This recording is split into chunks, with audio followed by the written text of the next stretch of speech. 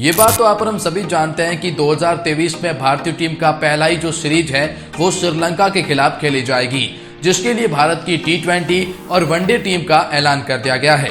T20 के अंदर कप्तान हार्दिक पांड्या को बनाया गया है और उप कप्तान सूर्य कुमार यादव को। तो वनडे फॉर्मेट में रोहित शर्मा की कप्तानी जारी है, लेकिन उप कप्तान के तौर पर KL राहुल को हटाकर हार्दिक पांड्या को वनडे में उप कप्तान बनाया गया है।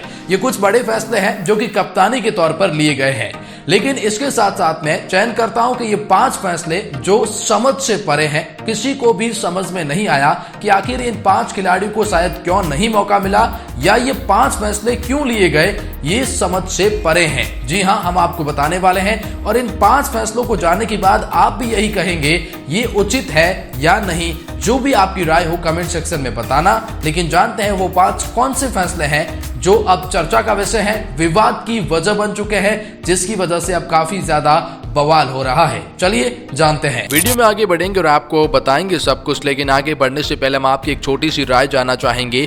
आप भारत की T20 के अंदर बेस्ट प्लेइंग 11 क्या मानते हैं? वीडियो देखने के बाद कमेंट सेक्शन में जरूर बताइएगा। तो चलिए जानते हैं भारत और श्रीलंका के बीच खेले जाने वाली कौन 5 फैसलों को लेकर विवादास्पद यहां पर बयान आ रहे हैं। हम आपको बता दें कि भारत का पहला मुकाबला जो है T20 के खेले जाएंगे और उसके बाद 3 ही मैचों की वनडे सीरीज खेली जाएंगी। पिछले कुछ समय से भारतीय टीम में उथल पुथल रही है। अब वो चाहे आप कप्तानी को लेकर देख लें या फिर भारत के टीम सिलेक्शंस को लेकर देख लें, बार बार सवाल यही उठते हैं कि शायद इन खिलाड़ियों को मौका मिलना चाहिए था, वो तो बेंच गर्म करते हैं या उस स्क्वाड का ही हिस्सा नहीं होते हैं, या फिर जिन खिलाड़ियों को मौका मिला है शायद वो उसके लायक नहीं होते हैं। लेकिन इन सब के बीच में जो श्रीलंका के खिलाफ खेली जाएगी, क्योंकि इस बार वनडे जो है वो बहुत मायने रखेगा, क्योंकि वनडे वर्ल्ड कप खेला जाएगा, तो सिलेक्शंस को लेकर काफी ज्यादा सवाल है। आइए एक एक करके जानते हैं उन 5 टॉपिक के बारे में जिन पर काफी ज्यादा अब वाद विवाद हो रहा है। इनमें सबसे पहला और बड़ा फैसला शिखर धवन को लेकर है। मिस्टर ICC के नाम से मशहूर शिखर धवन पिछले काफी समय से भारतीय टीम का हिस्सा थे। कप्तान रोहित शर्मा जब ODI के लिए अवेलेबल नहीं तो फिर कप्तानी करते कौन थे? यहाँ पर शिखर धवन ही करते थे। व्हाइट बॉल खास तौर पर ODI फॉर्मेट में वो लगातार खेल रहे हैं और प्रदर्शन भी कर रहे हैं। साल 2013 में चैंपियन ट्रॉफी में वो प्लेयर ऑफ द टूर्नामेंट भी रहे।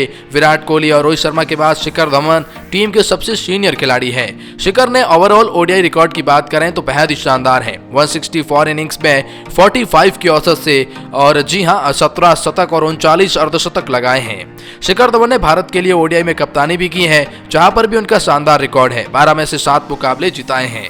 पिछले कुछ समय से शिखर को टीम से लगातार अंदर बाहर किया जा रहा है। मैनेजमेंट शिखर धवन पर भरोसा नहीं दिखा रहे हैं। इसका असर उनकी बल्लेबाजी पर भी देखने को मिला। इतने समय तक टीम के लिए बेहतर प्रदर्शन करने वाले इस बल्लेबाज को इस तरह से टीम से दरकिनार किए जाना कितना सही है, जबकि अगला 50 ओवर का वर्ल्ड कप इसी साल है, वो भारत में है और शिखर धवन भारतीय पिचों पर हमेशा से ही सक्षम और मजबूत नजर आते हैं। इस साल की बात करें तो ODI में शिखर धवन का ओवरऑल परफॉर्मेंस देखें तो ठीक ठाक नहीं बल्कि अच्छा रहा है। शिखर धवन जो भारत के 2 महीने पहले शायद वनडे फॉर्मेट के कप्तान थे, लेकिन अब वो वनडे फॉर्मेट की स्क्वाड में भी नहीं है।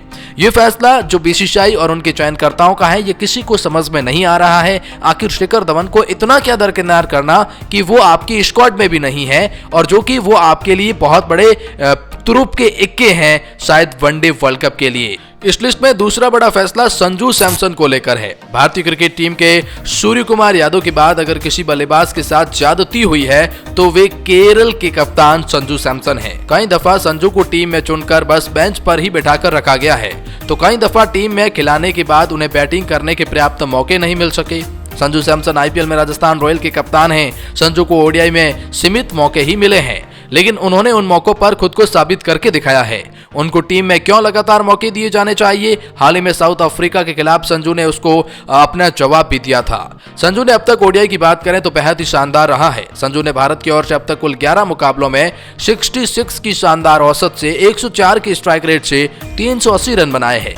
इस दौरान उनका उच्चतम स्कोर 86 रहा है। रणजी ट्रॉफी में भी संजू का बल्ला खूब आग उगल रहा है। इस सीजन हुए 2 मैचों में वे शानदार अर्धशतक ठोक चुके हैं। निश्चित तौर पर अगर उन्हें मौका दिया जाए तो ODI क्रिकेट में बड़ा नाम कमा सकते हैं, लेकिन KL राहुल को मौका देने के चक्कर में संजू को ODI स्क्वाड में शामिल ही नहीं किया गया, वो भी श्रीलंका के खिलाफ। तो ये बहुत बड़ी कहें तो ज्यादती हुई है संजू सैमसन के साथ में। BCCI का यह फैसला किसी को समझ से परे लगा है। इस लिस्ट में तीसरा बड़ा फैसला श्रेयस अय्यर को भारत की टी20 स्क्वाड का हिस्सा न बनाना। जी हां, श्रेयस अय्यर को भारत की टी20 टीम में नहीं रखा गया है, वनडे टीम में उन्हें मौका दिया गया है, लेकिन टी20 स्क्वाड के अंदर श्रेयस अय्यर को क्यों नहीं मौका मिला, ये समझ से परे है। आखिर श्रेयस अय्यर को इतना अच्छा प्रदर्शन करने के बावजूद भी भारत में लगातार अच्छा कर रहे हैं, अच्छा विस्फोटक इनिंग खेलते हैं, आपके पास विराट कोहली अवेलेबल नहीं है, तो उनका विकल्प ही एक ही था, श्रेयस अय्यर, लेकिन आपने उन्हें टी20 में शामिल ही नहीं किया। ये भी एक समझ से परा फैसला है। आज गायकवाड़ को लेकर रहा, विजय हजारे ट्रॉफी में एक के बाद एक रिकॉर्ड बनाने के बाद भी ऋतुराज को टीम में न चुना जाना वाकई हैरानी भरा है। हम टी20 की नहीं, वनडे स्क्वाड की बात कर रहे हैं। इस साल खेले गए 5 मुकाबलों में ऋतुराज ने 183 की अविश्वसनीय औसत से 551 रन बनाए थे, जिसमें उनका उच्च स्कोर 220 का रहा था। ऋतुराज आईपीएल में चेन्नई सुपर किंग्स की ओर से खेलते हैं, वहां भी उनका प्रदर्शन लाजवाब रहा। आईपीएल 2021 में वो ऑरेंज कैप भी जीत चुके हैं। इतना परफॉर्म करने के बाद भी अगर इन्हें ओडीआई स्क्वाड में शुरुआत में अगर मौका नहीं मिले तो ये टीम के लिए बेहद ही खराब रहेगा। बीसीसीआई का यह फैसला कि उन्हें टी20 में तो शामिल किया गया, लेकिन ओडीआई स्क्वाड में शामिल नहीं किया गया, जबकि ओडीआई वर्ल्ड कप तो सर पर है। इसीलिए कहा जा सकता है कि ऋतुराज गायकवाड़ जो इतना अच्छा प्रदर्शन कर रहे हैं, वो जो लायक थे, स्क्वाड में हिस्सा तो कम से कम मिलना ही चाहिए था, लेकिन इनके साथ में इस बार तो वो भी नहीं हुआ। इसलिए कह सकते हैं कि इस खिलाड़ी के साथ कहीं ना कहीं ये देखने लायक है कि ऐसा क्यों नहीं हुआ। लेकिन अब एक बात करते हैं एक और बड़े ट्रेजेडी के बारे में, मोहम्मद सिराज के बारे में। मोहम्मद सिराज भारतीय टीम के लिए लगातार अच्छा प्रदर्शन करते आ रहे हैं, चाहे वो वनडे फॉर्मेट हो या टेस्ट। टी20 में भी लगातार जब उन्हें मौका मिला है, उन्होंने अच्छा प्रदर्शन किया है। लेकिन हम आपको बता दें कि भारत का श्रीलंका के खिलाफ टी20 स्क्वाड के अंदर मोहम्मद सिराज को मौका नहीं दिया गया है। ये फैसला हर किसी के समझ से परे है कि आखिर मोहम्मद सिराज जैसे धुरंधर खिलाड़ी को जो इतनी अच्छी गेंदबाजी करके आपको देते हैं, विकेट टेकिंग है, उनका जो वेरिएंट है वो अग्रेशन है, तो ये ऐसे खिलाड़ी को आप मौका क्यों नहीं दे रहे हैं?